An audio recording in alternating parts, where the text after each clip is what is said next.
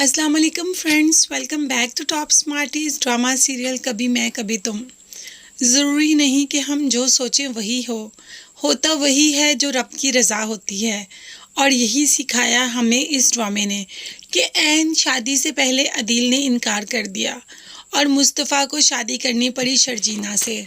शर्जीना ने भी इस शादी के लिए हामी सिर्फ़ और सिर्फ अपनी बहन और अपनी बाप की वजह से भरी। वो नहीं चाहती कि मेरी बहन का घर खराब हो और उसकी वजह से उसकी बाप को सारी ज़िंदगी ताने मिले। इस वजह से उसने मुस्तफ़ा जैसे लड़के से शादी के लिए हाँ कर दी, बल्कि उसने खुद ही मुस्तफ़ा से कहा कि मुझसे शादी कर लो। शर्जीना को हमने थ्रू आउट देखा है कि बहुत ज़्यादा स्ट्रॉन्ग है। जैसे ही अदील ने रिश्ते से इनकार किया, एक आंसू नहीं निकला, सबके सामने बहुत ही नॉर्मल बिहेव करती रही। यहाँ पर रुबाब का बाप आ तो गया बाहर से, लेकिन वो रुबाब की शादी तैयार नहीं है करने के लिए अदील से, मगर रुबाब के कहने पर वो मान गया और इस तरीके से रुबाब और अदील की शादी हो गई। अब देखते हैं कि रुबाब अदील के साथ शादी के बाद कैसा बिहेव करती है।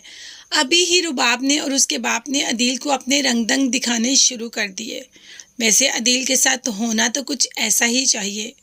और दूसरी तरफ रुखसती होगी शर्जीना और मुस्तफ़ा की भी, मगर माँ इस शादी के लिए बिल्कुल रजामंद नहीं और बाप से कहती है कि आपके कहने पर बहू घर तो ले आई, मगर आगे मेरा इससे कोई वास्ता नहीं, तुम लोग जो मर्जी करो। एक तो एंड टाइम पे इसके बेटे ने मना कर दिया और ऊपर से अगर दूसरे बेटे से शादी हुई तो ऐसा बिहेव क्यों? इसमें शर्जीना का क्या कसूर है? शर्जीना बेचारी तो इतनी काबिल, इतनी सुलझी हुई और एंड पे देखो उसके साथ हुआ क्या। मुस्तफ़ा जैसे लड़के के साथ उसकी शादी हुई जिसका कि कोई फ्यूचर ही नहीं। अब तो शर्जीना भी इस बात को मान चुकी है कि मुस्तफ़ा का कोई फ्यूचर नहीं।